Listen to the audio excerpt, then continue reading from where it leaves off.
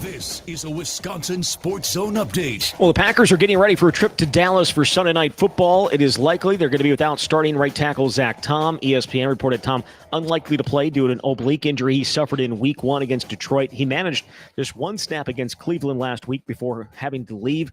The coach, Matt LaFleur, would not rule Tom out. He admitted that rookie Anthony Belton could be an option in his place. Well, without giving you a game plan, well, it's kind of, when you talk about personnel.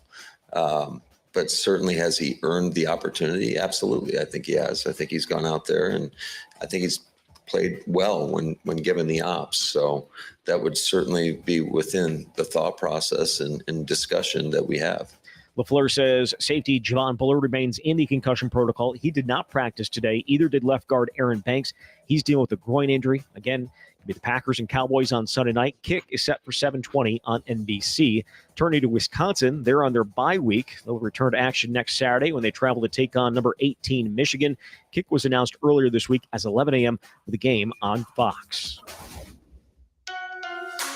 Rural Mutual Insurance, keeping Wisconsin strong. You may know Rural Mutual Insurance as the #1 farm insurer. But did you know they also offer competitive home, auto, business, and life insurance? Make it convenient to bundle your insurance while saving you time and money. Visit ruralmutual.com to learn more. Rural Mutual Insurance, keeping Wisconsin strong. Well, Milwaukee and San Diego are finishing out their series this afternoon out west, with the Brewers looking to avoid being swept. Milwaukee's magic number to clinch the top seed and home field advantage in the playoffs is 2. They'll return home to face the Reds in the final series of the regular season starting on Friday. With this Wisconsin Sports Zone Network update, I'm Zach Heil. After one play, Jordan Morgan in on 2nd and 2. Love with pressure, and down he goes. The Browns get to him with Malik Collins coming right up the gut, pushing that line back and sacking Jordan Love. Off the play fake, pressure up the middle. Love steps away and he's blasted. Alex Wright with his first sack of the year. Love, pressure up the middle and he's down. Garrett got there. Some help up the gut from Aiden Huntington. Love with pressure. Down he goes again. Malik Collins with the sack.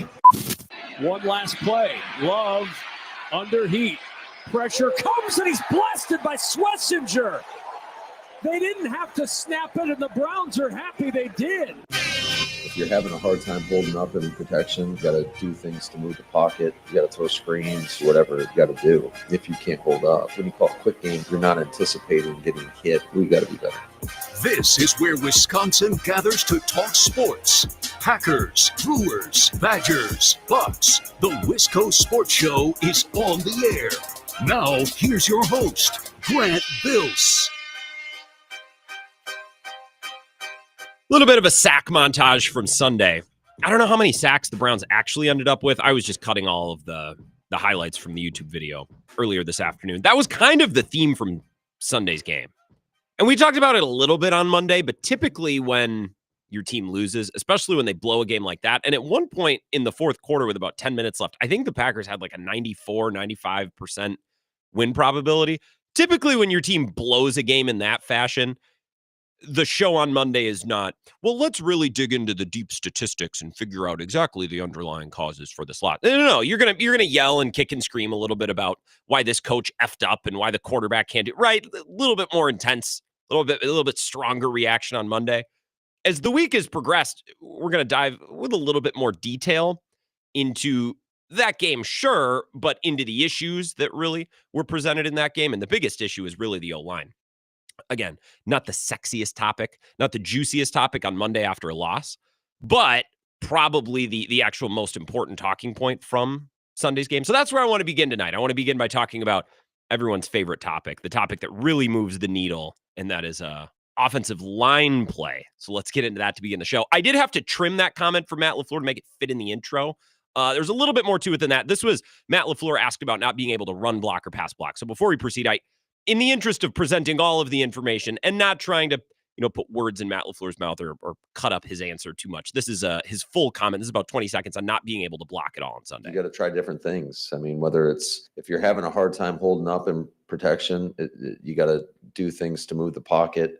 You got to throw screens. You got to do whatever you got to do if you can't hold up. And typically, like when you call a quick game or whatever, you're not anticipating getting hit or let alone give up a sack. And that happened, I think, twice yesterday. So we got to be better. So again, I cut out a couple of the pieces. I tried to get the main gist of it in the intro, but Matt LaFleur basically saying, look, when you can't block, we got to do some things to make up for that, whether it's moving the pocket or quick hitters. But then you hear Matt LaFleur even expand on that and say, well, we tried some screens and we tried some quick hitters, but we were still getting those blown up. Jordan Love was still taking hits and he was still being pressured and hit and even sacked on some of those plays. So that's kind of Matt LaFleur's comment. That's from yesterday's press conference or maybe from Monday. I don't remember. Not from the post game, but from earlier this week. So that's Matt LaFleur. That's where I want to begin tonight. It's the Wisco Sports Show. My name is Grant Bills. It's Oktoberfest week. The next time we talk will be tomorrow. I will be live at Flipside, just across from Menards on the north side of La Crosse. So for our WKTY listeners, come on out.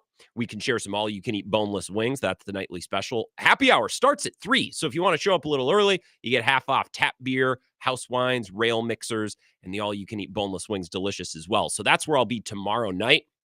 I'll tell you ahead of time, I'm not going to set up a super huge speaker system and blow out the entire restaurant. If you want to participate in the show, you can come sit right at the table with me. I'll bring a little speaker to put at the table next to me. I don't like blowing out. I don't like blowing out the entire restaurant, but plenty of time to chat tomorrow night, and we can kind of start to celebrate Oktoberfest before the tapping of the golden can, 6 to 10 on Friday morning. So I'm trying to get in the Oktoberfest spirit today. I have my Oktoberfest hat on that I get to wear once a year. I don't know how I was able to find it. You have those things where it's like goggles. It's another example. Now, I was a swimmer in high school, and I still like swimming, but I don't do it very often. It feels like I always have a pair of goggles somewhere in the house, but I'm never able to find them when I actually need them, which is very rare. I wear this hat once a year. The fact that I was able to find it is a little bit of a miracle. So yes, I'm going to wear it. I'm going to wear it tomorrow night as well. So starting to get in the Oktoberfest spirit. That's coming up tomorrow, and you'll hear Ebo and Bill will be in La Crosse as well. So very excited. Jesse Temple going to be here at 5:35. I don't think he would have appreciated the hat gimmick. Very serious journalist. I record with Jesse in the afternoon. Works a little bit better for his schedule. I think it's the best conversation that Jesse and I have had to date. Jesse's a little bit of a tricky interview. Nothing that he does wrong, but the way I interview normally, I'll write out some bullet points and say, okay, I want to ask him about this, and then I want to ask about this, and then maybe we'll hit on this. I don't want to script out all the questions, but I want to put some good thought, especially because Jesse is so plugged in and he's so tapped. Zach comes on and we can BS a little bit and have some fun. I don't really want to waste my time with Jesse once a week. I really want to get good meat and potatoes questions and answers. But the problem is Jesse is so just the way that he answers questions. I'll ask him about, all right, tell me about the running game. And then when he explains the running game, he'll also talk about Luke Fickell and he'll also talk about Jeff Grimes. And it's like, okay, well, that was my second and third and fourth question. So sometimes I'm watching the clock as I'm interviewing Jesse and we'll be, 6 minutes in. I'm like, oh crap, he kind of already addressed all my questions. Today, we went for 15 minutes and I didn't even look at the clock once. It is robust. Jesse pulling no punches, very, very accurately and honestly describing the state of the program. So you're going to hear that in hour number 2. It's really, really, really good. So that's kind of the order of operations for tonight's show. But like I said, I do want to begin with the O-line because I think if we were coming in on Monday's show right after that Packers loss and we were really being analytical and we were really being pragmatic, let's say, we probably just would have done 2 hours on the O-line. But like I said, the day after a Packers loss, you want to kick and scream and yell and complain and rip a coach and rip a player. So we did a little bit of that on Monday. But looking a little bit deeper into that loss and looking into, the state of the Packers currently, we got to talk about the O-line. I clipped this Andy Herman tweet from earlier. So if you're watching on the live stream, YouTube, Facebook, Twitter, the Wisco Sports Zone app, I'll throw it up on the simulcast. The O-line, this is Andy Herman's tweet. The O-line graded as a minus 5.95, which is the 5th lowest grade I've ever given the O-line since 2017. And then he has the individual lineman grades here. And I don't know his exact grading system, watches every player, every play, and then, assigns a numerical value, good or bad. So don't take this as a direct science. He's got his own system, but low numbers are bad. Bigger numbers are good, right? We can accept this right on its face. We don't need to get into the chemistry and the calculus of all this. The individual O-line grades that Andy Herman had. Darian Kennard, 0. That's the best one. Zach Tom, minus 0.1. He played one play, so set that to the side. Sean Ryan, minus 0.15. Aaron Banks, minus 0.65. Rasheed Walker, minus 0.95. Anthony Belton, minus 1. Elton Jenkins, minus 1.3. Not exactly what I want to see from the guy who's supposed to be the veteran and the most consistent. And Jordan Morgan, minus 1.8. He was the worst graded O-lineman of the bunch, which isn't shocking because he had all those penalties. So a horrible offensive line performance, right? And you could see that in the running game, or the lack of the running game, the lack of protection that Jordan Love had to push the ball down the field, which is something that he's done at a really high level so far this season, or had been doing at a really high level this season through the first and second game. Then the third game, that average depth of target came way down, right? So you saw the struggles of the O-line and the struggle of all the individual O-linemen. You saw that presented in all these different parts of the offense. It's impossible to talk about the way the Packers performed on Sunday without talking about the struggles of the O-line. I cut a couple of other bigger picture statistics today about the performance of the Packers offensive line through 3 weeks. This is, and again, I'll throw it up on the simulcast if you're watching, pass protection ratings composite. Ben Baldwin does this. Computer Cowboy, he puts this out every week. He does a really good job of taking PFF, ESPN, and then his SIS, is that Sports Information Systems or something. But basically, he takes 3 pass protection ratings and averages them out. So he takes a couple of different databases. Again, this probably isn't gospel, but it gives you a really, really good idea of how the unit is performing. The number 1 team is the Broncos with a score of 95. The last team is the Browns with a score of 26. The Packers ranked 25th, or they rank 25th through 3 weeks with a 37. Significantly worse, right? Like this Packers unit was a top 5 unit last year throughout in their pass protection ratings composite. ESPN would have them a little bit higher. PFF would have them a little bit lower. Just take my word for it. And we talked about this last year too. Maybe you remember the Packers were top 5 in pass protection all throughout the season last year. Wasn't an issue at all. I'll give you again on the simulcast if you're watching, but I'll do my best to describe their run pass composite rankings. The Packers are below average in run blocking grade. They are significantly below average in pass blocking grade. They are surrounded by, or in the same neighborhood statistically as teams like the Titans, the Steelers, not good. The Giants, yuck, stinky. The Titans, the Texans. These aren't teams that the Packers should be around. They should be above average at both run pro and pass pro, or run blocking and pass pro, and yet they are below average in both. Some advanced O-line statistics, if I may interest you. I think these are some instructive numbers as well. The Packers in yards before contact, running the ball, 27th in the NFL. In stuffed run percentage, meaning run plays that just never got off the ground, they're 17th. They're bottom half of the league. In run block win rate, they're 28th. They're in the last 5 or 6 teams. In pressure rate allowed, they are 21st. And in pass block win rate, they're 18th. The best advanced O-line stat that they have is stuffed run percentage, and they're still bottom half of the league. So the lack of success in the running game is not completely limited to the O-line. Josh Jacobs plays a little bit of a role in that, but they're getting stuffed on, almost 20% of the plays, which again is bottom half of the NFL. That's 17th in the NFL. Now, I expect this to get better. I saw Peter Bukowski tweeting about this earlier today. I'll shout out both Andy Herman and Peter Bukowski in the same segment, which they would both hate. Pack-a-Day and Locked on Packers. Peter Bukowski was pointing out on Twitter, and I think it's an excellent point, that the Packers O-line was top 5 in pass protection last year, and they were pretty darn good at run blocking as well. They replaced their worst lineman this offseason. So the Packers O-line last year was outstanding in both pass pro and run blocking, and they got rid of their weakest link, Josh Myers.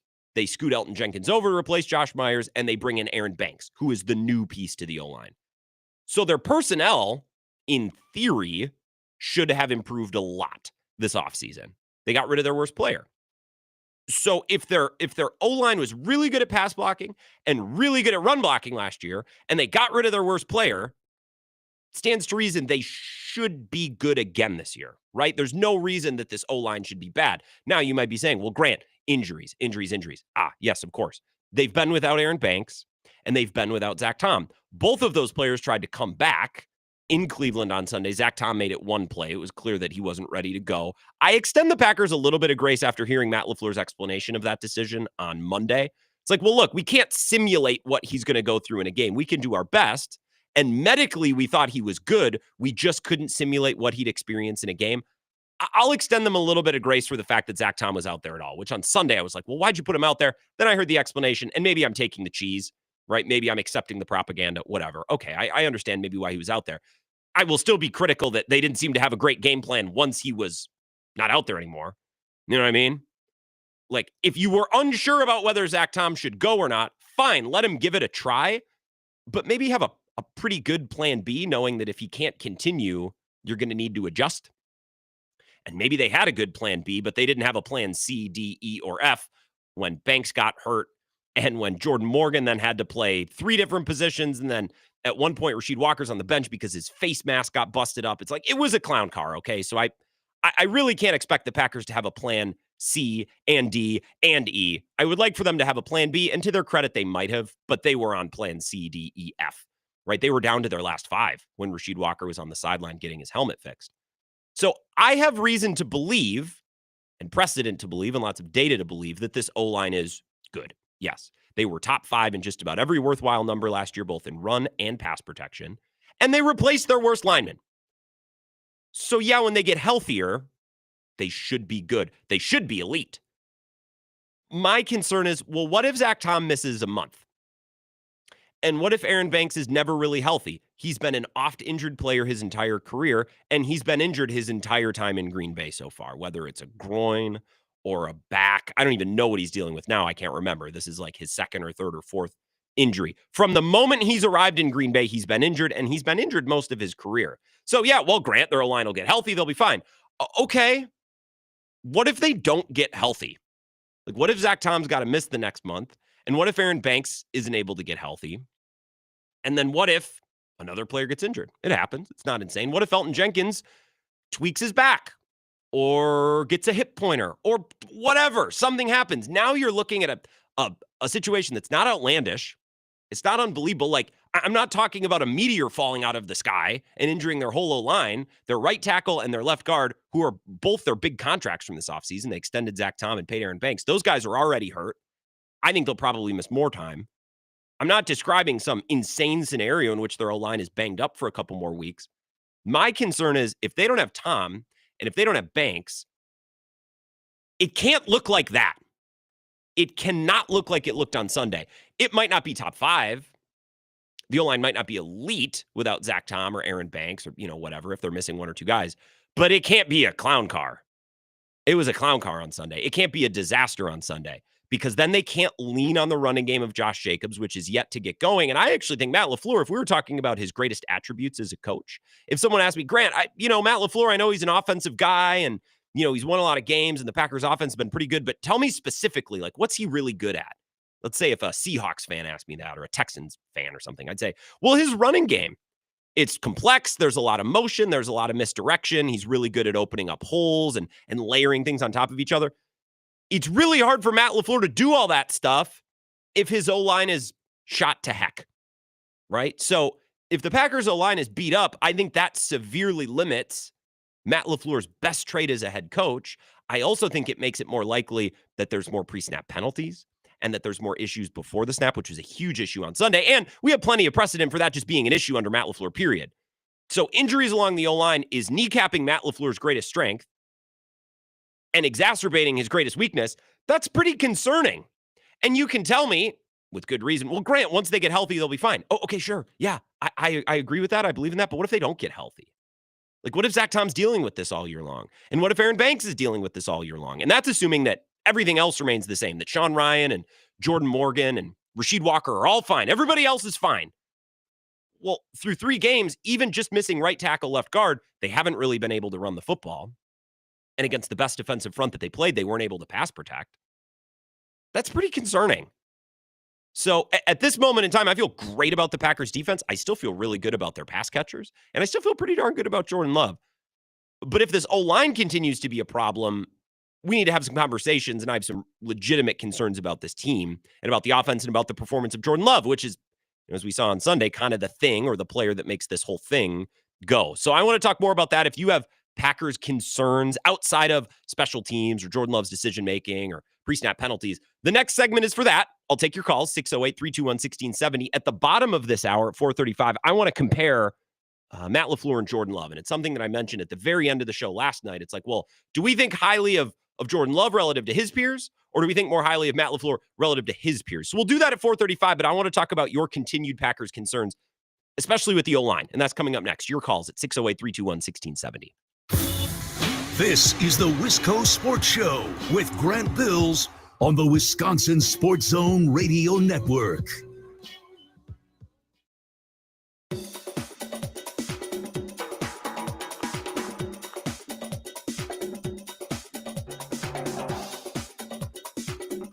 The Wisco Sports Show will resume in 3 minutes.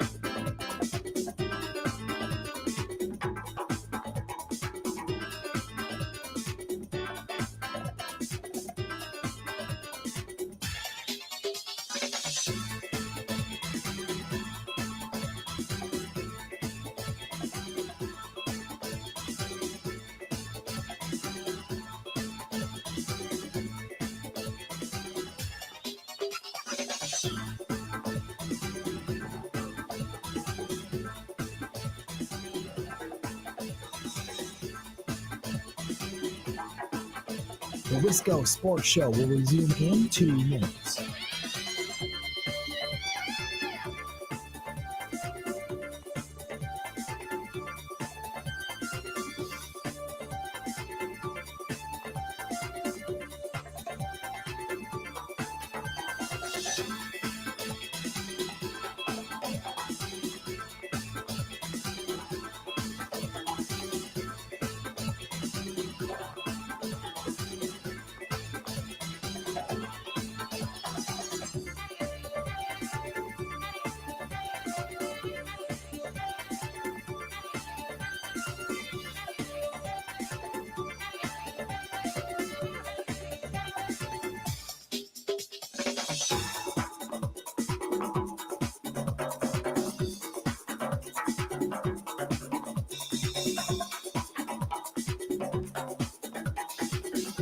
The Wisco Sports Show will resume in 1 minute.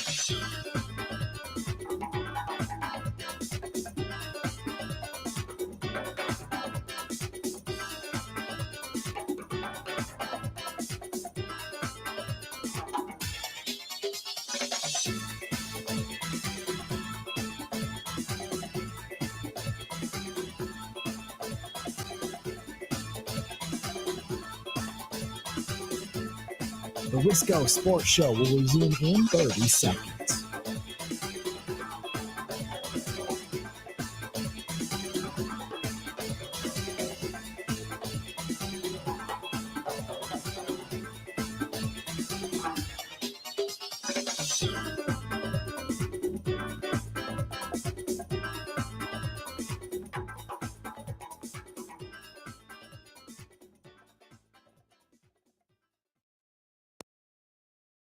You got to try different things. I mean, whether it's if you're having a hard time holding up in protection, you got to do things to move the pocket. You got to throw screens. You got to do whatever you got to do if you can't hold up. And typically, like when you call a quick game or whatever, you're not anticipating getting hit or let alone give up a sack. And that happened, I think, twice yesterday. So we got to be better.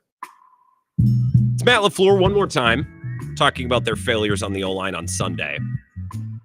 It's been a weak link unit so far through 3 weeks. And yeah, they've been injured. But my point in the opening segment is, well, Zach Tom might not be fully healthy for a while.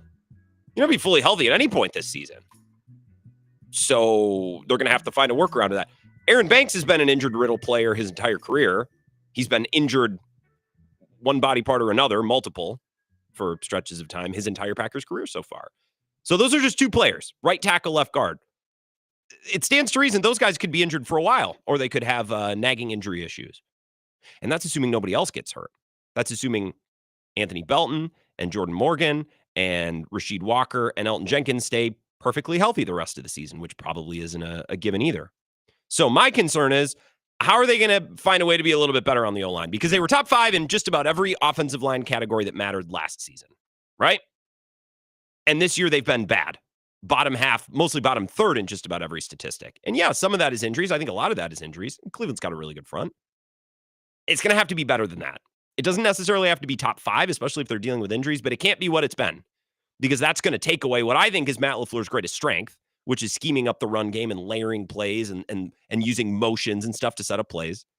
And I think the struggles along the O-line and injuries and issues on the O-line also exacerbates one of the biggest weaknesses that we've seen in the last calendar year of a Matt LaFleur coach team, which is pre-snap penalties and alignment problems and that crap.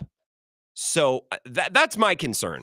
And look, if you told me, hey, starting next week, Zach Tom and Banks are going to be healthy and they'll be fine. Okay, well then I'm not really all that concerned. I just don't think that's a fair assumption to be making. I don't think you can write that in pen at this moment in time. 608-321-1670. Your calls on this or other Packers concerns. Let's take a call. Wisco Sports Show. Who's this?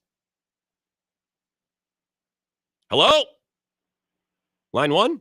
All right. Well, you know the number. Call back if there was an issue, something came up. I saw a comment on the live stream that I want to address, and it's Vagabond John, of course, who is advancing agendas that he's had previously and shoehorning them in other takes. Vagabond John, I do enjoy his calls. I do enjoy his takes. But he commented on YouTube, I see. He says, you're describing the difference between playing in the AFC South and the AFC North. That's it. So you think the issues or the differences in the quality of O-line play from the Packers last year to this year is simply they played the Browns. I think it's a little bit more complicated than that. And also, I don't know if you watched the Lions defensive front the other night. They sacked Lamar Jackson 7 times. You know how many sacks the Packers gave up to the Lions in week 1? 0. They gave up a single one. So no, I don't think it's just a difference in competition. Plus, they played the Texans last year. Texans defense, that pass rush is awesome. Probably got even a little bit better this year. But no, I don't think it's a difference in competition or schedule. At least not through 3 games. I think that's an oversimplification. But, Vagabond John, I appreciate the agenda and the take always. Let's try this again. Wisco Sports Show. Who's this? Oh, this is awkward. Go ahead, Vagabond John, please. My headphones didn't work the first go around, and then I call back in, and I'm like, oh, I think he's talking about my YouTube comment. I am. Which I figured is when I went to take your call the first time, I'm like, I hope this is Vagabond John because I see him commenting and we can talk about this. So we ended up there. We ended up in the right spot. So we talked a lot like going into the season about how I just don't really think football it fits analytics like baseball or like basketball or like soccer does, right? Mm-hmm. And I really don't like the idea of evaluating this through graphs in week 3. And I'll disagree with you pretty strongly here on the sample size, right? Because the Packers didn't play Aiden Hutchinson in 2024, right? The Packers didn't play Myles Garrett in week 1, sure, but this is ratings. And right, the kind of the funky part about analytics in football is you're looking at all 3 games, right? Mm-hmm. The stats that you pulled were not just from this game, and we're thinking about the rush and we're thinking about the pass, right? So they didn't give up sacks, but they certainly gave up pressures. Yeah, and they couldn't block the run. Like in the first 2 games, they couldn't run the ball worth a damn. Like they could not open lanes, and the yards before contact weren't there. So the pass protection wasn't an issue in week 1 and week 2. It was in week 3. The run blocking has been an issue throughout. So I don't know that like Sunday's game completely tanked the run blocking metrics. I think that's been pretty obvious through 3 games. So I think the run blocking has been an issue for all 3. I think they faced 3 at least decent fronts. Washington, we'll see how they kind of develop. Last year, Grant, I can't name you a single Saints player on the 2024 team except for that quarterback, right? I think they had games last year. I'll go back to this, man. I'm going to go back to this throughout the season as we compare last year to this year. Okay, they had a top 5 offensive line last year. Mm-hmm. They had games that were such huge statistical outliers based on the teams that they were playing and the conditions that they were playing them in. Right, the 49ers felt like they were missing half their team when we played them last year. Mm-hmm. We played a Saints team that was absolutely broken, battered, and beaten, right? So, there are a couple of games that I think if you remove, and we can agree that the margin in the NFL is so tight that on those charts, and even if you look at those charts specifically, you look at the x-axis and the y-axis, the actual decimal points are really close, mm-hmm. right? They zoom way in so that it looks like these teams are really far apart, but in reality, the NFL is a razor-thin margin. So true. I still think if you remove a couple of those outlier games last year, and you can certainly do so for all the defensive metrics, just remove the Saints game, and all of a sudden the Packers don't look nearly as good, right? It's a shutout. You remove what are you saying? You remove 1 game of 18 total last year, and that's going to significantly change where they rank. I think it would tweak it. Here's what I'll ask you back about, John. They were top 5 in most metrics last year. Okay, let's say that was aided by certain opponents. Do you think the O-line sucked last year? Like, do you think it was a bad O-line that was just hidden for an entire season because they didn't play anybody good? Or do you think maybe they were closer to 10th than first? Like, I'll see that to you. I will tell you this. I think they got totally exposed in the playoffs and when it mattered the most. I think that's a consistent theme. Well, right. But, like, that's the point, right? Every team's going to have injuries. Mm-hmm. And, yes, they had injuries going into the playoffs, right? But if you look at when they played against the best teams last year, again, the difference in the 2024 Packers against bad teams versus good teams, we talked about it all offseason. They couldn't beat any good teams. Mm-hmm. They were like damn near 0-6 in their own division.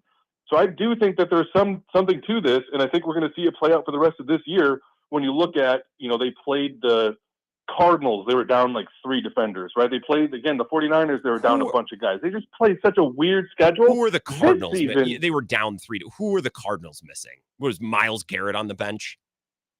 No, they had like a couple. To your point, yes, exactly. You don't even know who their starters are. That's why I'm saying those starters don't matter. I think you're telling me that Arizona was down some pass rushers, and I'm telling you who of consequence was missing. Like in that game, it's not like Myles Garrett and T.J. Watt. Well, the Cardinals normally have Myles Garrett and Micah Parsons, but they missed that game. Like I couldn't tell you a single pass rusher on Arizona's front. But Grant, I think we're agreeing here. I think for the most part, we probably are. My point. We probably are. Yeah. They don't have anybody to begin with, and the Packers got to play their backups, right? So, like, if their starters are bad, just imagine how bad their backups, right? So the Packers last year played a lot of really crappy defensive teams, and I think that inflated their offensive line ranking to a degree. Now, to this year's point, I'm really interested to see, and I think this Micah Parsons flip, by the way, for this weekend. Mm-hmm. Right, this is a game that I had circled that, oh, man, we got to play Aiden Hutchinson, Myles Garrett, and Micah Parsons in the first 4 weeks. Well, guess what? He's on our side now. So I think that's a huge win. But for the rest of the season, I think it's going to be a storyline of how Matt LaFleur's offense plays against Trey Hendrickson. He's on the schedule this year, right? We have T.J. Watt on the schedule this year. We have phenomenal quarterbacks and pass rushers that the Packers are playing against this year. Mm-hmm. And so far, they fared okay, 2-1, but I'm excited to see how Matt LaFleur fares against the rest of these pass rushers. Well, that's going to be a huge part of it, Vagabond John. And like a lot of sports radio calls, I think most of us, by the way, this is just a lesson of life. Most of us agree on most things. Like, we yell and we argue, but if we really sat down and hash things out, it's like, actually, we agree on just about everything with some slight differences. Look, if you want to tell me that the Packers weren't truly a top 5 O-line last year, all right, fine. My point is, they're not 20th. Or whatever they are. In some metrics, they're worse this year. Okay, so last year, back them off a little bit. My point is, I think this year they should get better. Now, maybe you don't think they'll get significantly better. Maybe you don't think they'll go back to being top 5, and that's fine. But I don't think they're going to be bottom third, bottom 25% in a lot of these metrics. I would just bet because the Packers do this O-line thing pretty good. And I also like Vagabond John. You're like, well, they didn't play Aiden Hutchinson last year. Well, they played him in week 1. That Detroit defensive front looked pretty good against Baltimore the other night. They had 7 sacks, and the Packers didn't give them an inch week 1 when they were healthy. So again, I'm not telling you the Packers are simply the best O-line in the world if they get healthy. I'm telling you they're better than what we've seen through 3 games. I'm just curious if through health and through game planning, if they're going to be able to get there. That's my concern. And I think, Vagabond John, your frustration and your pushback on me should be directed at Peter Bukowski, because he's on the internet saying, well, they were top 5 last year, and now they're just hurt. They'll be fine. They'll get back to top 5. Maybe not, but the numbers we're seeing so far are mostly a non-starter, because when you play an elite defensive front like Cleveland, I think Cleveland's defensive front is, you're talking about Aiden Hutchinson and T.J. Watt. Those are good players. They're on ass defenses. Steelers can't stop anybody. The Bengals? So I'm much more confident that they'll be able to handle those 2 edge rushers, because the defenses on which they play are significantly worse up front than the Browns were. I'm just, mark this down. We don't have to agree on anything right now. We don't have to settle on any conclusion right now. We're through 3 games, and the Packers have been riddled by injuries. My point is, I don't think it's a slam dunk thing that they're all of a sudden going to be healthy in 2 weeks, and add in some skepticism that now they're going to play some better defensive fronts this year. Right? Let's just file that away. We can circle back to this. This is a good place to start today. I don't think there's any further we have to go. When we come back, we can talk about Jordan Love and Matt LaFleur. My question to you, Do you think Jordan Love ranks more highly compared to his peers than Matt LaFleur does to his, or vice versa? Do you think Matt LaFleur would be higher on your coach rankings around the league, or Jordan Love would be higher on your quarterback rankings around the league? I'm curious because I feel like I have a good understanding of how most Packers fans feel about those two parties, and I don't know that if you were to sit down and rank those two guys relative to their peers, that it would be reflective of the things that we say and the ways that a lot of Packers fans feel about those two guys, LaFleur and Jordan Love. So we'll talk about that next. More of your phone calls, and I'll get to your texts as well, 608-321-1670. This is the Wisco Sports Show with Grant Bills on the Wisconsin Sports Zone Radio Network.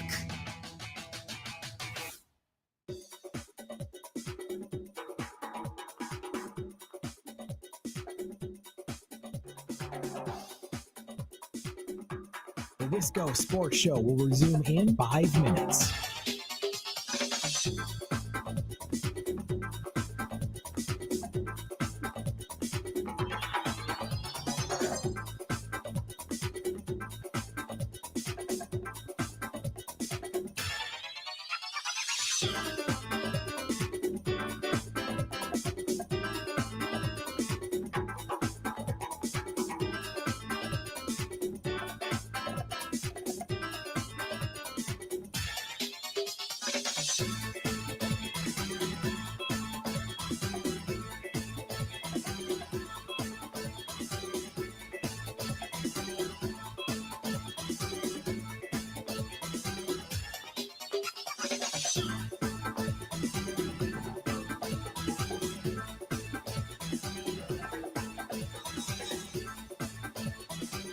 The Wisco Sports Show will resume in 4 minutes.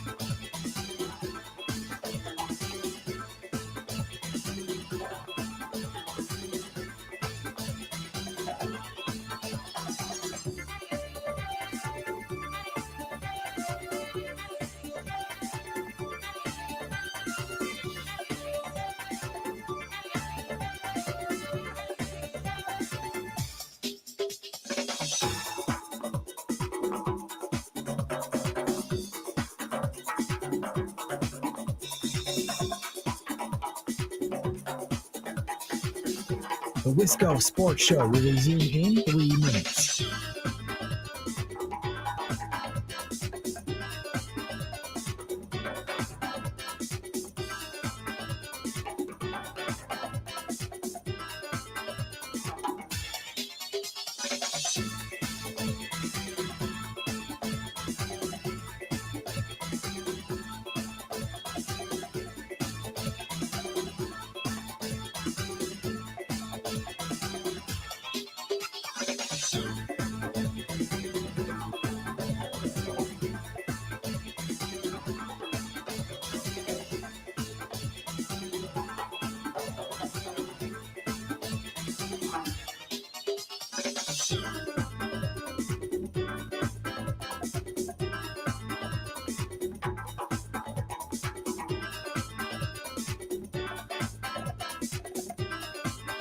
The Wisco Sports Show will resume in 2 minutes.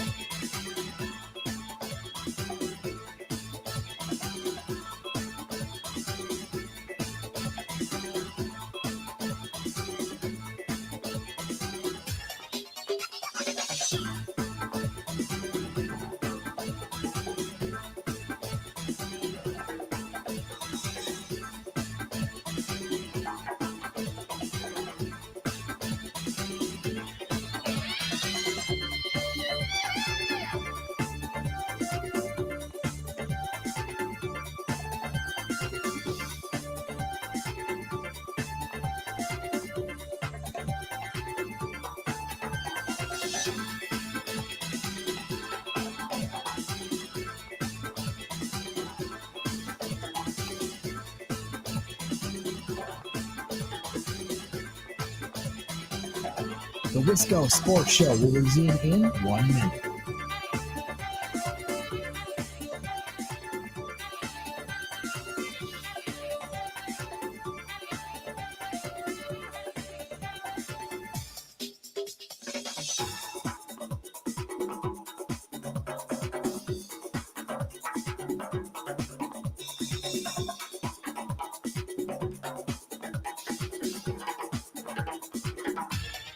The Wisco Sports Show will resume in 30 seconds.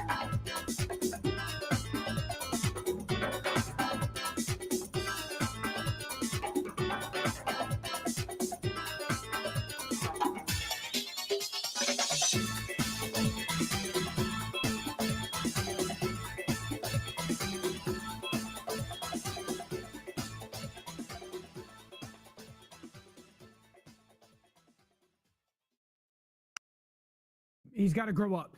Jordan Love has to grow up. He has to mature. Someone in that building has to get his attention and say, this play has to get out of your game. Because in that game, when you're watching it, you're watching the Browns defense destroy the Packers offensive line. So there's nothing really that Jordan Love could have done.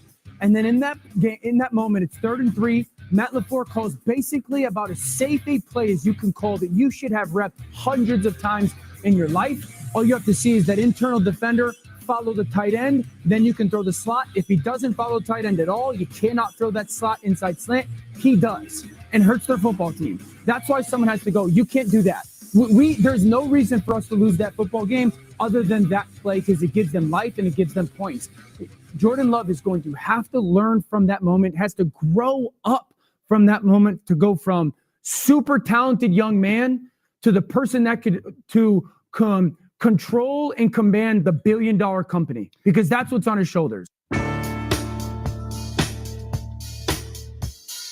That's Dan Orlovsky from Monday. I think a good description of situational football and why Jordan Love's interception, on top of just interceptions are bad, but a better explanation and a further examination really into why that play was bad. Throwing interceptions is always bad. Some interceptions worse than others. You got to know at that moment, at that point in the game, our defense isn't surrendering anything. We have a 1-score lead. If I just take a knee and punt this ball away, our win probability is pretty darn close to 100. One thing I can't do is throw a pick, and that's exactly what he did. So it's not just throwing interceptions, of which he only has 1 so far on the year. And I know people talk about the streak of regular season games going all the way back, like 7 or 8 regular season games now without an interception. I know he had 3 against the Eagles. I'm not making excuses. I'm just telling you, guys, it's not like he's throwing 2 or 3 picks every week. But the gravity and the situation of that interception is really what makes that one so damning. And that's kind of what Orlovsky was getting at. Some good specific analysis. That's from Monday. I thought I'd play that one more time. I want your thoughts, your texts and your calls at 608-321-1670. Here's what I want to get at. I feel like Packers fans are much harder on Matt LaFleur than they are on Jordan Love. Would anyone disagree with that? Does anyone think that's really unfair? Does anyone think that's outrageous? I don't. I feel like a lot of Packers fans, we go out of our way to make excuses or to explain away, shortcomings of Jordan Love. Well, he was injured last year. Interceptions aren't actually the worst thing in the world. Or, we've been spoiled with Aaron Rodgers and Brett Favre. And these things aren't necessarily unfair, right? But these are things that we say. And I think, we go out of our way or we extend ourselves a little bit to defend Jordan Love, to try to place blame elsewhere, right? Now, there's plenty of criticism of Jordan Love too, but I think on balance, again, tell me if I'm wrong, I think criticism is heavier and louder of Matt LaFleur than it is of Jordan Love. So what I'm asking you, do you think Jordan Love ranks higher relative to his peers, all of the other NFL quarterbacks? Or do you think Matt LaFleur ranks higher relative to his peers, NFL head coaches? Because that's what really matters. You know what I mean? Like, you might think Matt LaFleur sucks. Okay. I'm telling you, there's not a ton of NFL coaches I'd take before Matt LaFleur. You might think Jordan Love sucks. Okay. Maybe you think everybody sucks. That's a condition of many sports fans. I'm telling you, there's a handful, a group of players that I would take ahead of Jordan Love, but I wouldn't take Bryce Young. I wouldn't take Tua. I wouldn't take Fields, Bo Nix, Cam Ward, Kyler Murray, Trevor Lawrence. There's a lot of names. Oh, well, Jordan Love, he sucks. Okay, well, I'll give you 10 quarterbacks right now that he's better than. And I realize there's 32 starting quarterbacks, but I'm just telling you. The reason I want to do this exercise, the reason I want to have this conversation is it's weird to me that criticism is heavier and harder on Matt LaFleur when I think Matt LaFleur would rank higher in his respective field than Jordan Love would in his. Okay. For example, I will try to do this exercise for you. I'm doing this on the fly.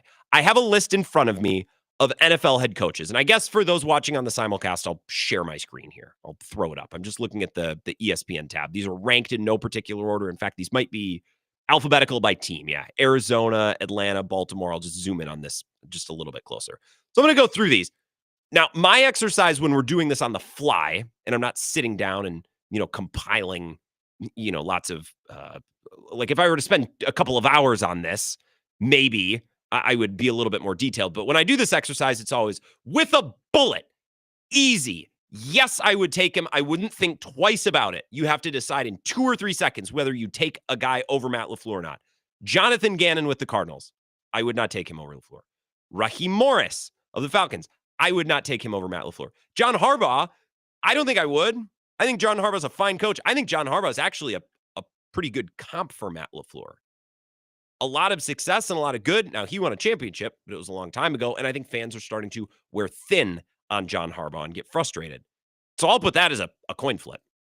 You might disagree, but guess what? It's my radio show, so I get to make these rules. Sean McDermott, I would not take him over Matt LaFleur. He's come up short in the playoffs, and he's a defensive guy. Dave Canales has proven nothing. Ben Johnson, through 3 games, has proven nothing. That's an interesting one. If you take Ben Johnson over Matt LaFleur, I would not. Zach Taylor, I would not. Kevin Stefanski would be interesting. I wouldn't hate having Kevin Stefanski on my team, but I would not take him over Matt LaFleur. Brian Schottenheimer, I would not. Sean Payton is an interesting one because I think I might, but Packers fans really don't like him. So here we are through about a third of the league, and there's not one coach I would take with a bullet over Matt LaFleur except for maybe Sean Payton. What about Dan Campbell? Would you take Dan Campbell? That's an interesting one because I think Dan Campbell fits so well in Detroit. I don't know if he fits like that everywhere. You know what I mean? And we don't talk about this phenomenon in the NFL as much as we talk about it in college. In college football, regionality matters. A guy who can recruit the South and understands how college football works in the South versus the Midwest versus the West Coast. Regionality matters a little bit less in the NFL, but I do think there are cases and there are teams and there are coaches where it matters. I think it matters with Dan Campbell. I don't know if you pluck Dan Campbell out of Detroit and put him elsewhere if it works the same. Although I think now after a couple of years, he's probably established himself pretty well. I don't think I would take Dan Campbell with a bullet over Matt LaFleur. Some of you might. DeMeco Ryans, I would not. Shane Steichen, I would not. Liam Cohen, I would not. Andy Reid for 1 year or 2 years, I would. But you're not getting the same runway. Pete Carroll, I would not. Harbaugh, I would. Sean McVay, I would. So there's 2. Kevin O'Connell, a lot of people might say yes. I think Kevin O'Connell and Matt LaFleur have a lot of similarities. And again, I'll always say this when Kevin O'Connell comes up. When he wins a playoff game, just someone call my cell phone. Or here, get out a pen, write down the show number. It's 608-321-1670. When Kevin O'Connell wins a playoff game, give me a call and let me know. And I may have missed it so far. Mike Vrabel, I would not. Kellen Moore, I would not. Brian Dable, absolutely not. Aaron Glenn, absolutely not. Nick Sirianni, no. Tomlin, probably not. Kyle Shanahan, I think, is the exact same coach. And the point of this exercise is with a bullet, he's better than Matt LaFleur. I would not say that of Shanahan. Mike McDonald, I'd like a lot, but a defensive guy, so I'll say no. Todd Bowles, no. Brian Callahan, no. Dan Quinn, no. I hope I've made my point in that, Matt LaFleur sucks. Okay, well, I just went through every head coach in the NFL, and there's 2 guys.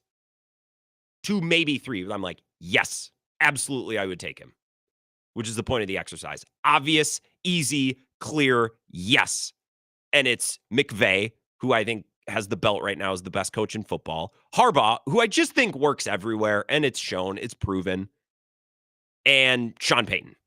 And most Packers fans say, Sean Payton's overrated. Okay, well, man, then don't tell me how Matt LaFleur sucks. Sean Payton's done it for a long time. He's won a Super Bowl.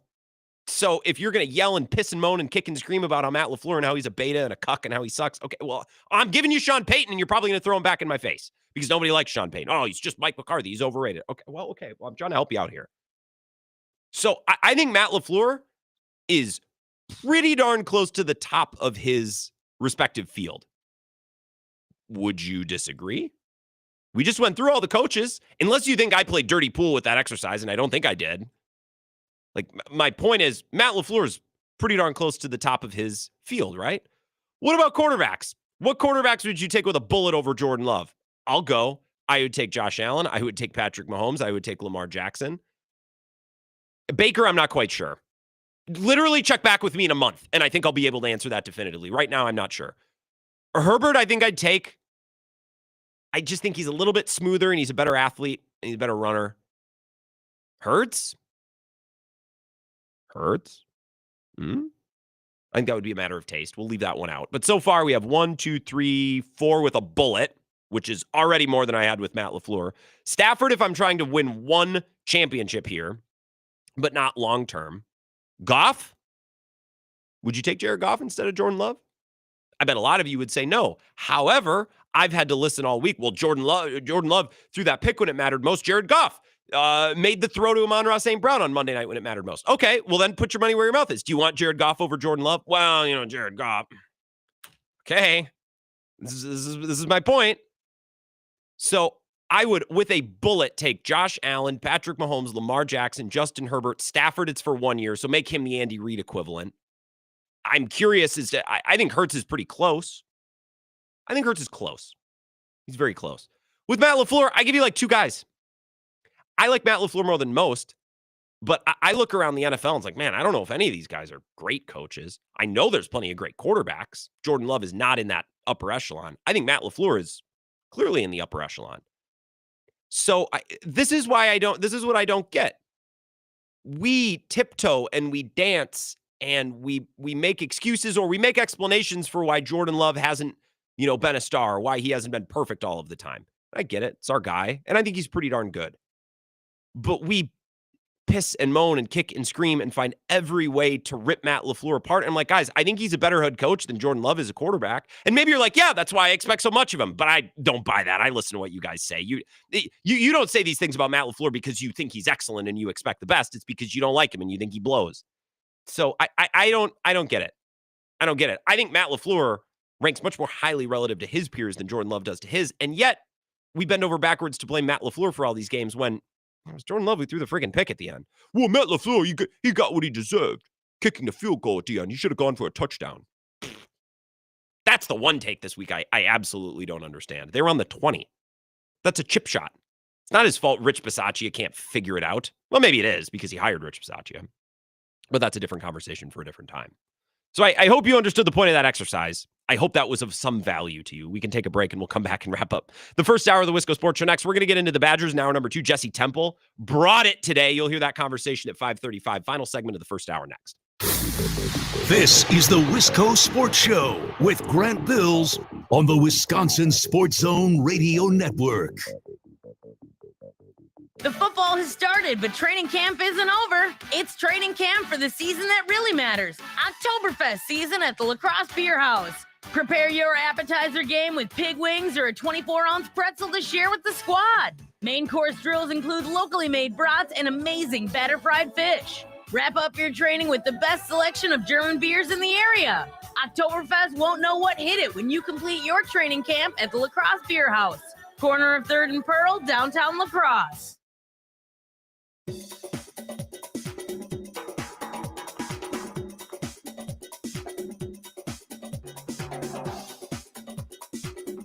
The Wisco Sports Show will resume in 3 minutes.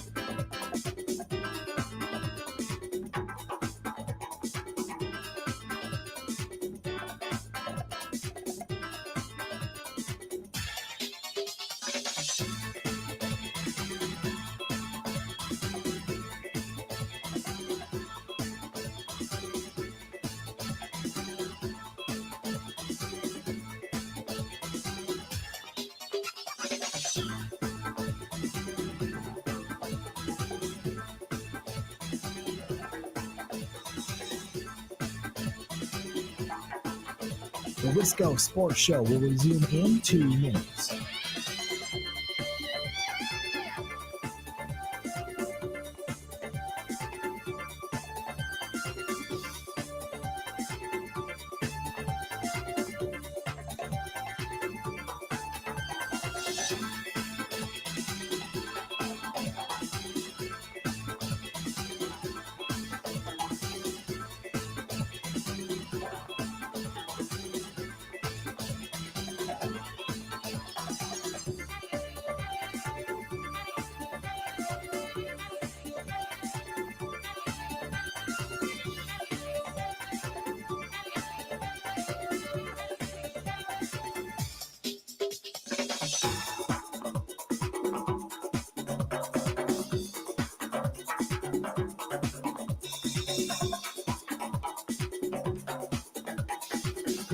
The Wisco Sports Show will resume in 1 minute.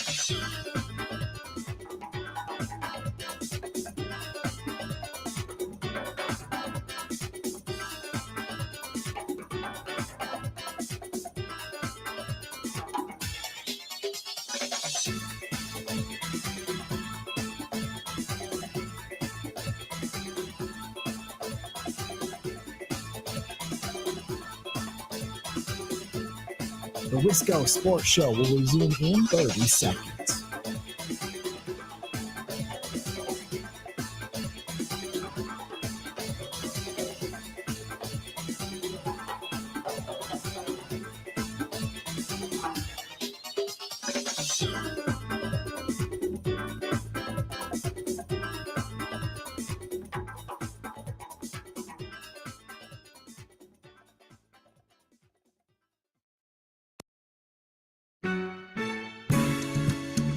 Wisco Sports Show, got a couple minutes here before we pause at 5 o'clock. We'll get to Zach Heilprin's update. Jesse Temple at 5:35. A lot to talk about with Jesse about the Badgers this week. Can I just complain about something related to the Milwaukee Brewers very quickly here? I've been watching out of the corner of my eye. They're playing right now. They're up 1-0 in the 6th. These games mostly mean nothing. Mostly. If you're just able to win a couple the next few days, you should be able to get the number 1 overall seed. So they don't mean absolutely nothing, but they mean mostly nothing.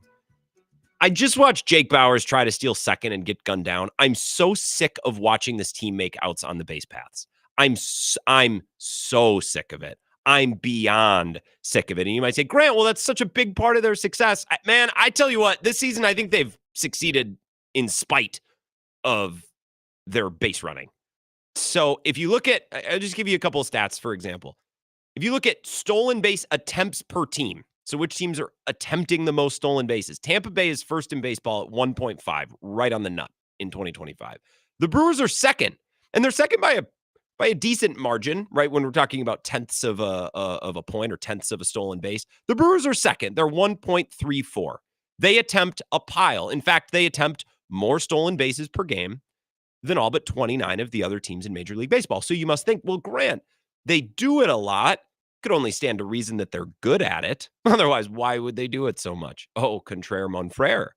They are second in stolen base attempts and 25th in success rate, which is it's maddening to watch. I don't need to see this team win every day, especially right now, because these games mostly mean nothing. Mostly. I'm just sick of watching them run into outs on the base paths. If William Contreras can't be bothered to run out a ground ball to first, I don't want him trying to steal second. That shouldn't be a ridiculous standard that I have. Like, well, we don't expect him to sprint to first. You know, he plays every day and he works really hard. We have a little bit of a different standard for him. Okay, well then can we also not have him try to sprint to second because he's not that good at it? The Brewers are second in stolen base attempts per game. They're 25th in success rate. Stop trying to steal so many bases. This team misses Quentin Berry more than they miss Craig Counsell. And I'm not kidding.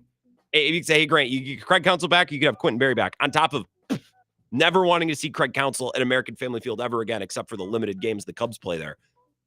Quentin Berry meant way more to this team. And he's a cold motherfucker. I mean, that guy brings he brings a little juice too.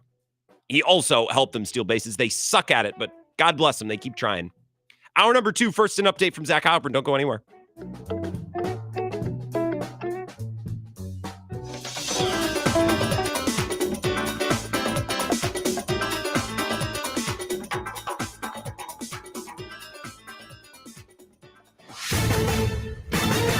This is a Wisconsin Sports Zone update. Well, it's back to on-field work for the Packers today as they get ready to head to Dallas on Sunday night. They will do so without the services of right tackle Zach Tom. He's dealing with an oblique injury suffered in Week 1. He managed to make it just one play against Cleveland on Sunday before needing to leave. ESPN reporting he will not play. Meanwhile, one big story this week going to be Micah Parsons returning to Dallas, where he spent his first 4 years before being traded last month. Coach Matt LaFleur said he wasn't worried about Parsons trying to do too much this week. Whether it's week 1 of the regular season or you have them get in the playoffs or the Super Bowl, whatever, you got to come in with the same mindset. And yeah, obviously you got to know what you're going against, but the focus always comes back to us and what we got to do and how we need to go out there and perform, and the focus and concentration that we need to have. And it's less about those guys.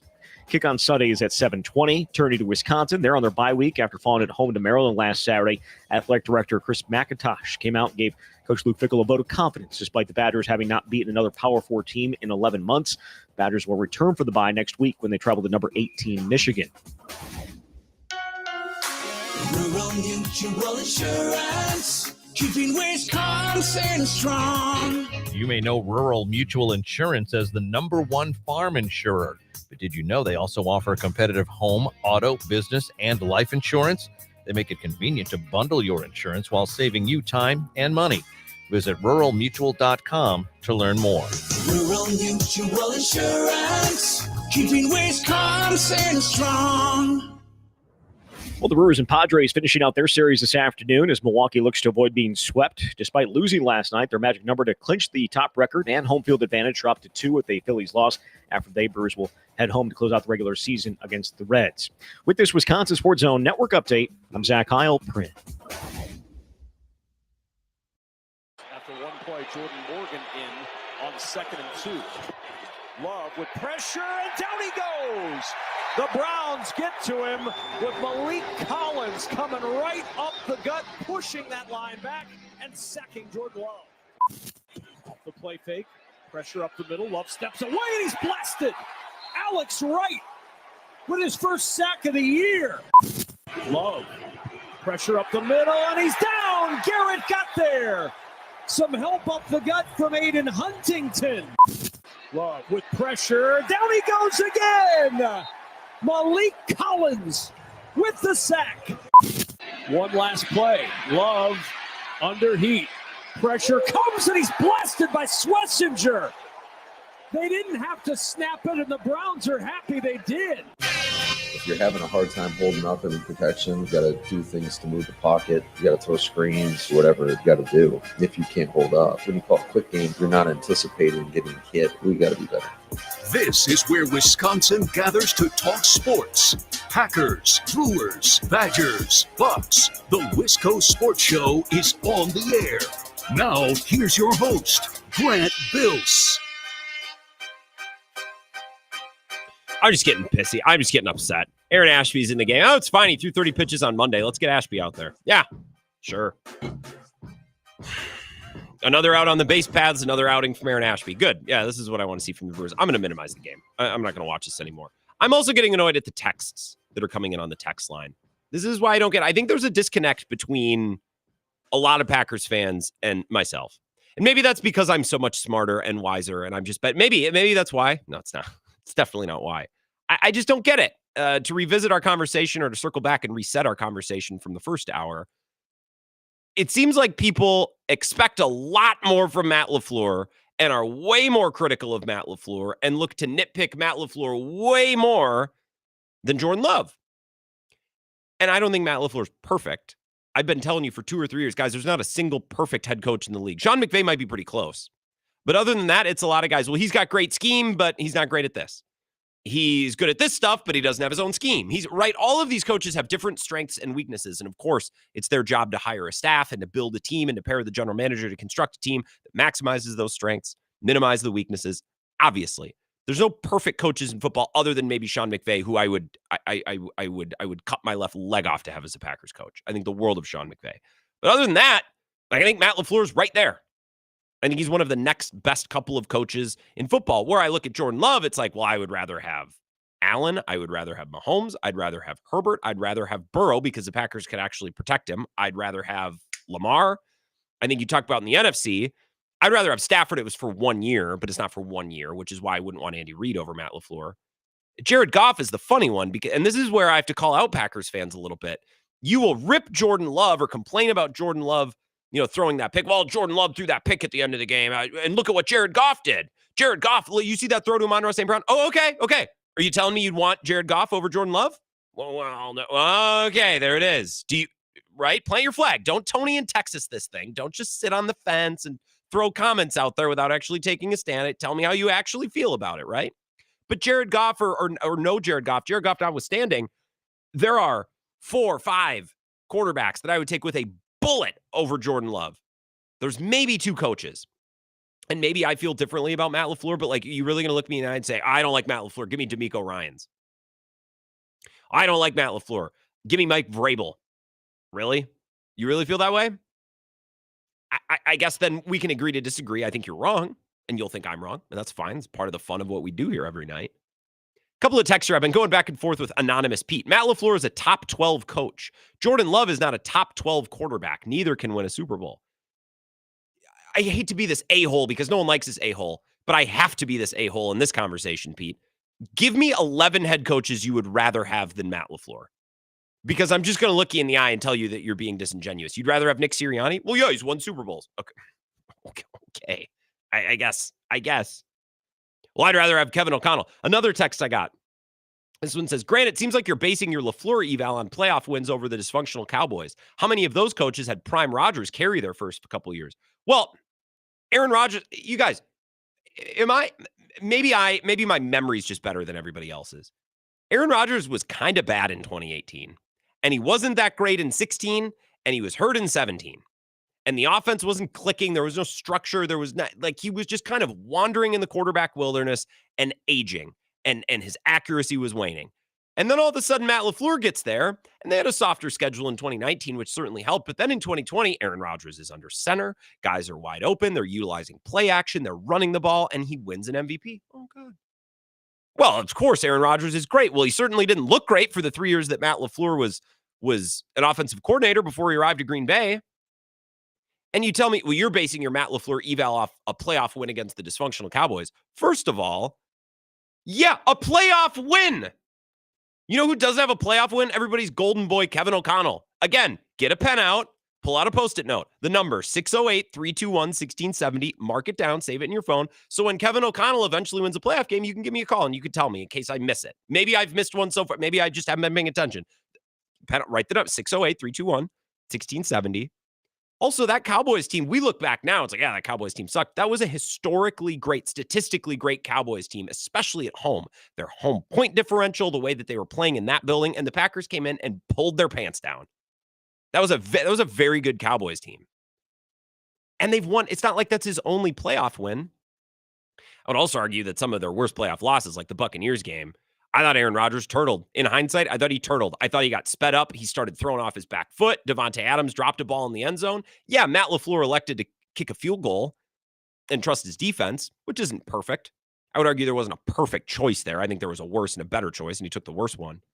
But I think a lot of Packers fans underestimate Matt LaFleur's body of work and underestimate his value and his success relative to the rest of his peers. Jordan Love's not a top 12 quarterback. Matt LaFleur's not a top 12 coach. Are you high? Do you really want, I just had Nick Wright's Mahomes Mountain in front of me because I wanted a list of quarterbacks to pick from when we were doing this exercise. 12 quarterbacks. You think there's 11 quarterbacks you'd take before Matt LaFleur? I'll just go off this list. 1, 2, 3, 4, 5, 6, 7, 8, 9, 10, 11. That means according to this list, you'd rather have Dak Prescott. You'd rather have Daniel Jones. You'd rather have Jared Goff. You'd rather have Jalen Hurts. I know you don't actually feel that way. But we throw numbers out. Well, he's not top 12. Pretty sure he is. Matt LaFleur, there's 11 head coaches you'd rather have? All right, enough of me. I think I've communicated my point clearly here. Now let's hear from you. 608-321-1670.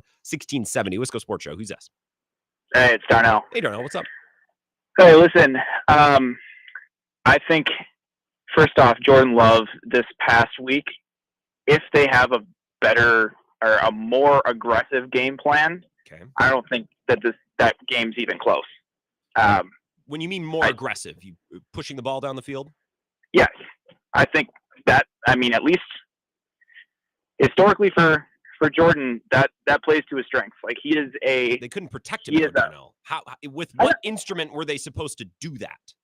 Like, I've heard that a lot today where it's like, that game shouldn't have been close. And it's funny, I'm rewatching Mad Men. There was a scene in that show where they're talking about the Kennedy-Nixon election, and all of the old heads, they're paid to represent Nixon. They're all like, it should never have been this close. And JFK obviously wins, I think. But, like, I hear that all the time this week. That game never should have been close. I watched that. Did we all watch that game? There was a reason it was close. The Packers couldn't protect.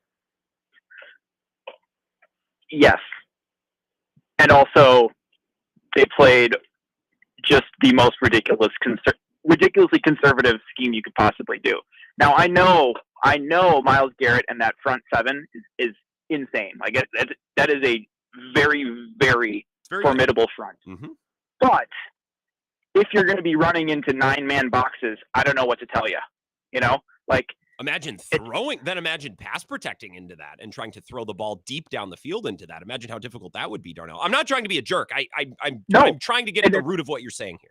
That is perfectly fine.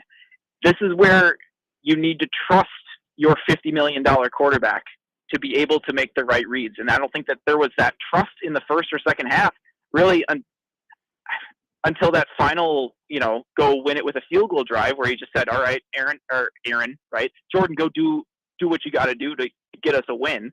And that drive was the best drive that they had all day. You know what I mean?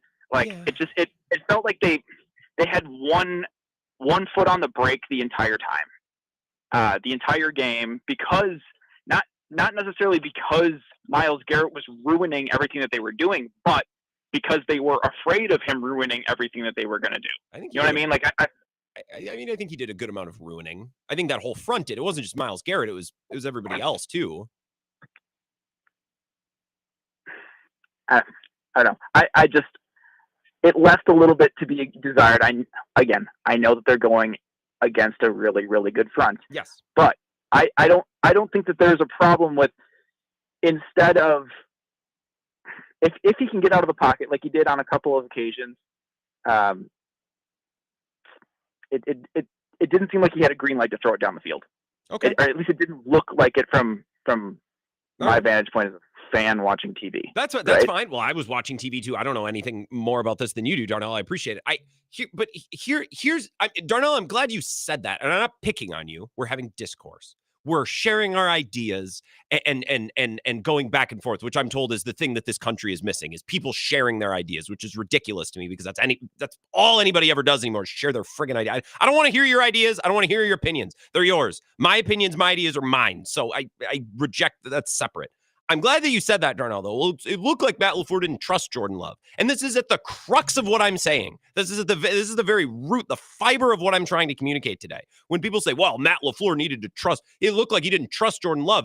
Guys, did you see the interception he threw? No wonder he didn't trust him. He threw the worst pick. And I like Jordan Love. This is why this makes me sad, is because I like Jordan Love a lot. But to communicate my point, I need to dog on him to get it through some of your heads. Well, Matt LaFleur, what a beta, what a loser conservative coach. He didn't trust his quarterback to go make plays. After watching that game, can you blame him? Can you blame him? He threw the ball directly to Grant Delpit on the most important play of the game. Like, I don't, this is what I don't understand. This is what I'm trying to communicate. I don't understand why people are like, oh, Matt LaFleur, he's a moron. It's like, okay, Matt LaFleur's not perfect, but we judge him so harshly compared to Jordan Love. And I think he's better at his job than Jordan Love is at his. At this moment in time, give it another month. If Jordan Love gets white hot and there's still all the pre-snap penalties and mistakes, okay, well then we'll talk about that thing. But through this week, it's like, I don't understand the conclusions that some of you are drawing. I'm sorry. Matt LaFleur doesn't trust Jordan Love. He should have trusted him more. Did we just watch the same game? Did we see the play? Did we see the interception that Jordan Love threw? And you're going to tell me that it's Matt LaFleur's fault because he didn't trust his quarterback? I don't know. I don't know. I don't know what to do here. 608-321-6070. Love you, Darnell. Mean it. Wisco Sports Show. Who's this?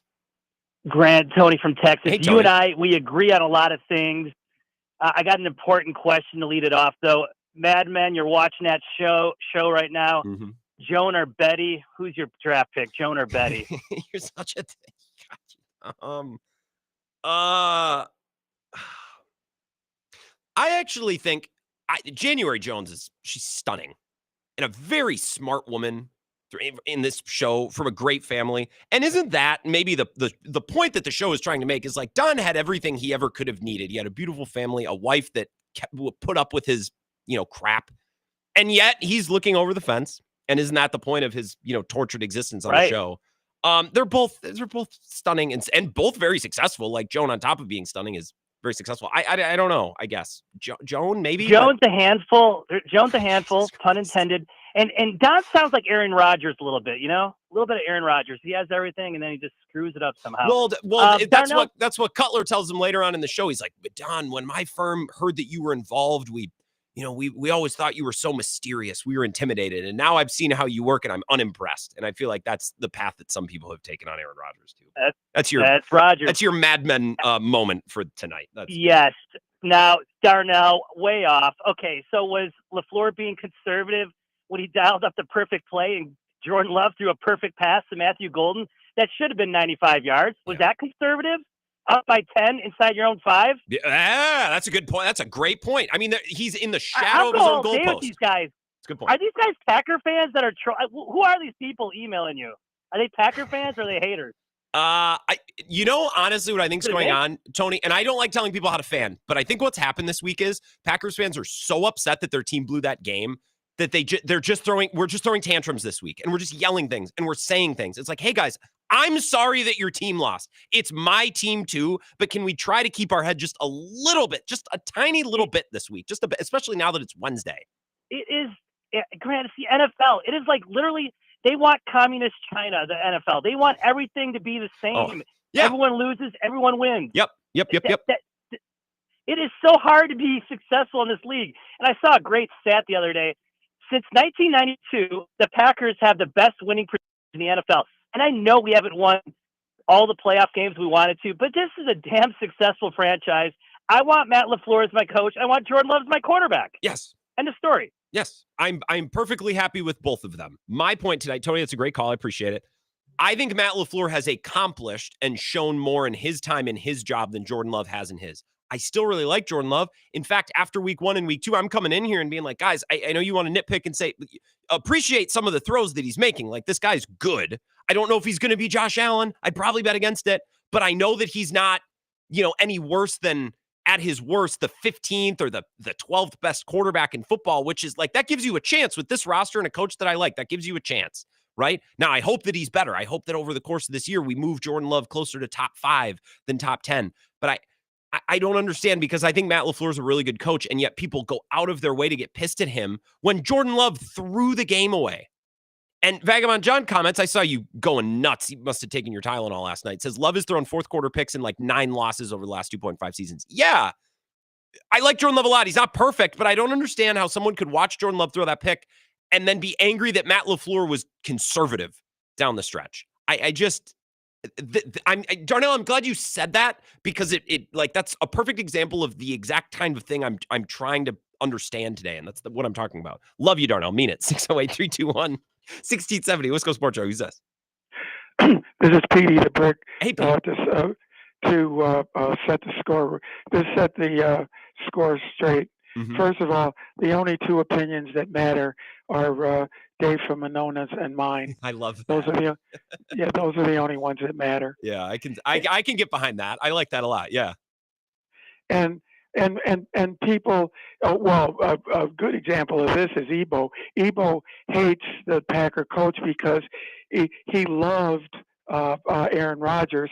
So Aaron Rodgers blew all those playoff games, lots of them at home in the cold and on the sacred ground of Lambeau Field, on the frozen tundra in January, and he would wet his pants. So he couldn't blame his idol. So he blames the coach of the Packers because he shaves his eyebrows. And they blame the coach before him because they were Aaron Rodgers idolaters. Yeah. But management got sick of both. Oh God, I can't remember any. Oh, who came before Rodgers? Favre. Yeah. Yeah, they got sick of Favre and Rodgers because they got too big for their britches and tried to tell management how to run the team. So they get some half-ass quarterback from Utah State and then put him in there, and then Rodgers pouts and, I don't want to play here anymore. So, I mean, I don't have anything against this particular quarterback. I don't think he's particularly good, but I don't think it's the coach's fault. But I think that, people that hate the Packer coaches because of Aaron Rodgers, because they need to blame him and not Rodgers for those losses in the playoffs. No, I think that's an interesting take. And you talk with Ebo a lot too, Pete. That's a great call. I appreciate it. I still am not convinced whether or not Pete likes me, but he keeps calling. I hope he likes me because I enjoy his calls. I just... And we got to take a 3-minute break here. There's 2 of you on hold. I promise I'll get to you right on the other side of this if you can give me 3 minutes to get a break in, because then we got to get to Jesse Temple. I think there's a lot of personal reasons why people don't like LaFleur. Well, it's the eyebrows or it's the hair. It's like, okay, all right. We have our fun. But consider the important stuff. He's a pretty darn good coach. Rick comments, all right, here's a reasonable take. I like this. I'd take McVay, Shanahan, and Jim Harbaugh over Matt LaFleur, but that's it. Tomlin has lost its luster, and Dan Campbell is his own worst enemy. And if you told me you'd want Dan Campbell too, fine. There's 4 other guys you take over Matt LaFleur. I can give you 4 with a bullet that I'd take over Jordan Love, and then maybe 2 or 3 other quarterbacks. So that's, again, what I'm saying. Matt LaFleur ranks higher relative to his peers than Jordan Love, and yet we look to blame Matt LaFleur for all this stuff and not Jordan Love, when Jordan Love literally threw the pick that was the back-breaking play in this game. I don't get it. 3 minutes, both of you on hold. I'll get to you instantly right when we're back, I promise. This is the Wisco Sports Show with Grant Bills on the Wisconsin Sports Zone Radio Network.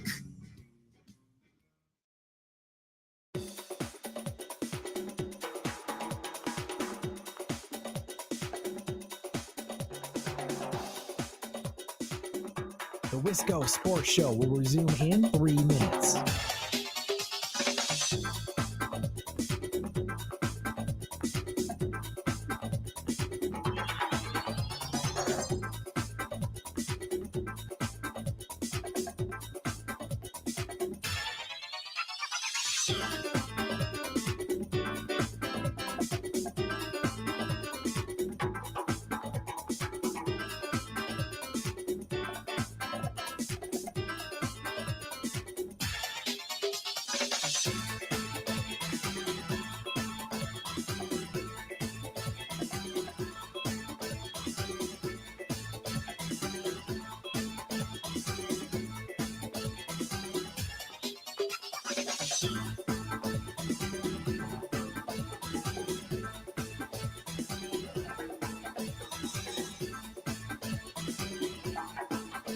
The Wisco Sports Show will resume in 2 minutes.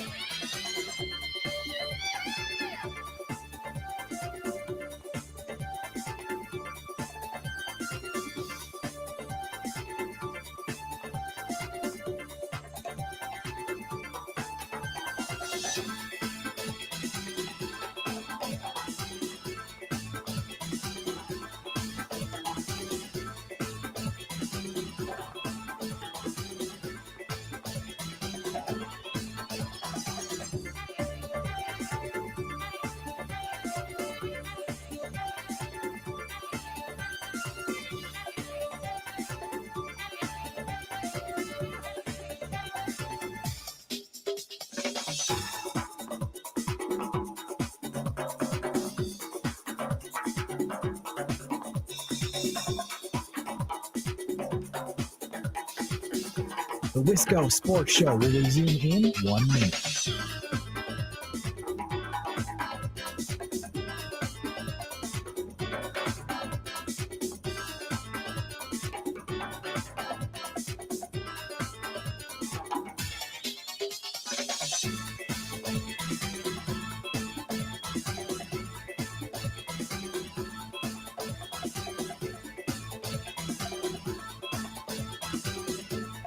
The Wisco Sports Show will resume in 30 seconds.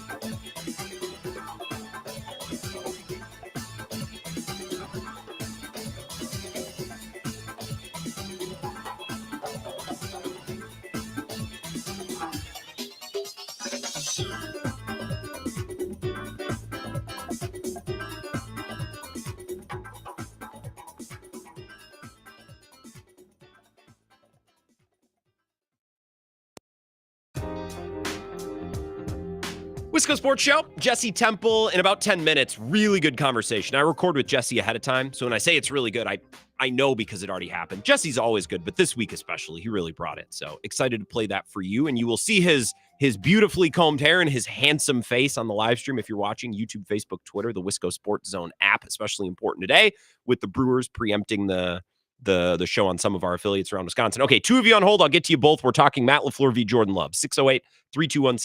Wisco Sports Show. Who's this? This is BVT. Badger Vibes Tracker? What's going on? What's going on? No, I think you're exactly right. Not to praise you too much, Grant, but this we finish at Denver, at Chicago, Ravens, at Minnesota. And I think kind of like college hoops, you know, what your team figured out in the last 10 seconds versus calling a timeout. I mean, we're going to be grateful that LaFleur is letting Jordan figure it out. I think we're going to be really grateful coming down the stretch that Jordan's grown a bit. Yeah, I think so. Look, the weird thing or the bummer about this week, BVT, is that if they just make that friggin' field goal, I actually think we're criticizing and we're talking about Jordan Love's interception, but then we're praising him for marching down the field and getting the game-winning score because he did do that. And Matt LaFleur let him make a couple of throws on that drive before they got down to the 20. And then Matt LaFleur said, okay, well, now I'm going to stop because why would I endanger this possession anymore? We can make a 40-yard field goal if it's just not blocked. So, like, Matt LaFleur did let him cook a little bit. And I think Jordan Love actually did a good job, but because the result didn't work out the way that we wanted and the kick was blocked, the discourse has gone off the rails this week. No, and 2010 wasn't pretty either. Like, the Cameron Wade game at home and then on the road at Washington. Mm-hmm. At Washington was just ridiculous. But I'll let you go, Grant. Microdose that Tylenol for me. more Tylenol. One more call here in 30 seconds. This Browns game, and this is cope, sure. But if the Packers come out and play really well against the Cowboys and they're able to rattle off a couple more wins and look like they did in week 1 and week 2, this Browns game very quickly becomes one of those weird games where you look back at the end and you're like, oh yeah, that happened. That was weird. That was kind of a mess. The Washington game, the Dolphins game in 2010, or in 2010 also, remember that Jets game? It was like 12-9 or something. The final score is just all field goals. Sometimes games are weird.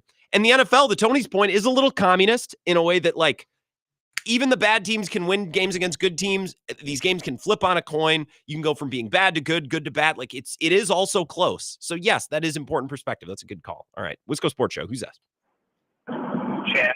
Hey, Chad, what's going on? Scott, I can hear your S-eating grin through the phone. You know, I find it kind of hard to take the word from somebody that can't remember Favre's name. But sorry, Pete. Take it easy on Pete, would you? He's only in the Hall of Fame. I digress. Please do. Anyways, you know, I also was thinking about how you're not going to tell anybody's a fan, like the former AD from Wisconsin earlier this week. Oh yeah, tell everybody how to fan as well. I don't think we should be telling people how to fan. I'm tiptoeing that line today. I'm not crossing it, but yeah, Barry learned very quickly. Tiptoeing it, not crossing. Yeah, towing, not crossing. You know, it's funny to me. Like, first and foremost, the Badgers asking everybody for money so they can, you know, get the collective up and the varsity collective, and we can pay people. Put a product on the field. Like, shut up or put up. Well, that's the tricky part. Isn't one hand directly washing the other in that situation? I mean, it is to a degree, but we paid Luke Fickell more than we've ever paid a coach from Wisconsin in the history of the school. That's the thing. I mean, we're probably paying a quarterback more than we've ever paid a quarterback too. Well, I would imagine, yeah, and that's not as difficult of a ranking. There's just a couple other callers I want to get to, Chad. I apologize. Yeah, it's easy to say, well, give us money, we'll put a product on the field, and donors being like, well, prove you can put a product on the field, and then you can have my money, and then it becomes a Madison staring contest. I was almost going to say Mexican standoff, but that's, come on, in the big 2025. The idea of paying Luke Fickell a lot of money is, well, we're going to invest big time in a coach who can develop and build a program, and he should be able to build a framework that's not going to need us to spend big at every position. And we just haven't seen that. Like, what are they better at? What has he improved? Who's he developed? Like, I don't feel like Luke Fickell has put a framework into place where, man, if only we had a little bit more money, then it would be. I don't feel that way because Luke Fickell doesn't feel like he's established or built anything. All right, one more call here, and then we got to go to break. We'll get to Jesse Temple. Wisco Sports Show. Who's this? Denny from Ullman. What's going on, Denny? Thanks for taking my call. Unlike today on Bill's show. Sorry we didn't get to you. It was busy, Denny. I apologize. I don't. Well, anyway, here's what I want to say. So back in the day, we had season tickets and stuff, and back then for $700, you had all your games and everything. And the games we were the cheapest in the whole Big Ten. Tickets are usually around $35. Nowadays, the tickets are going according to how big the game is. Mm-hmm. And I mean, Ohio State tickets, I think, are like $350, which is ridiculous, And, it's like when we had Graham Mertz and stuff and we let him go, I mean, we've let some good quarterbacks go that went other places and played well, Yeah, they've let him in the last couple of years. I mean, Vagabond John could write you a novel on this. I see his tweets, Isaac Orendo or the wide receiver whose name escapes me. Like, yeah, they've had a lot of players who've gone on and play well elsewhere, which doesn't bother me if the guys that you have here are developing and getting better and making plays and they're not really at a high level. Skylar Bell had a hell of a game again this week, man. He turned into be a great receiver. Mm-hmm. So I wanted to say about the Packers too. One of the things I noticed this year is they're not getting any turnovers at all. They're not getting fumbles. People are punching the ball out of us, but we just don't do that. I don't understand it. And with Love, what the hell? They could roll them out, right? I mean, it would give him a few extra seconds, but then he can't even hit the guy when he's wide open. Well, what are you talking about? Like checkdowns? There were a couple. Checkdowns. Yeah. Denny, I got to go. There were a couple of checkdowns to Tucker Kraft and Josh Jacobs that you'd love to hit. But some of those, I rewatched a lot of the highlights today. I'm like, man, even if that's completed, that's not going anywhere. They got no push. Nothing was blocked. And they moved the pocket. But to Matt LaFleur's comment that I played earlier, even on some of those plays, there was pressure right away. They couldn't do anything. I think Matt LaFleur emptied the kitchen sink. I think he did everything in that game. And it was still just about to be barely enough until his dumbass special teams couldn't make a 40-yard field goal to win the game. And then they'd be 3-0 and conversations would be a lot different today. All right, sorry if I didn't get to you. I got to get to Jesse Temple. He'll join us next. Badger Connect. You hear him on the camp with Zach Heilprin. Their podcasting this week has been outstanding. Their coverage really, really good. So we'll talk with him about the state of the program and, what we saw against Maryland on Saturday. This is the Wisco Sports Show with Grant Bills on the Wisconsin Sports Zone Radio Network.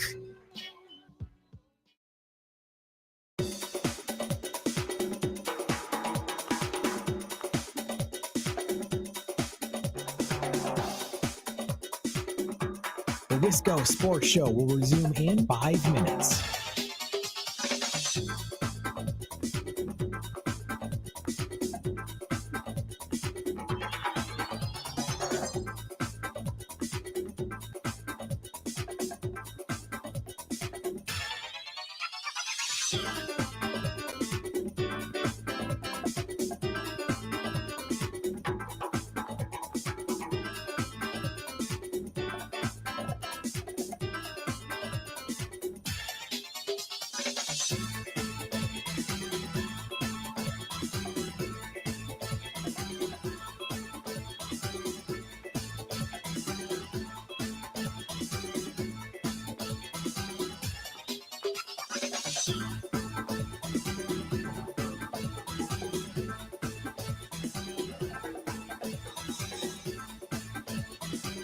The Wisco Sports Show will resume in 4 minutes.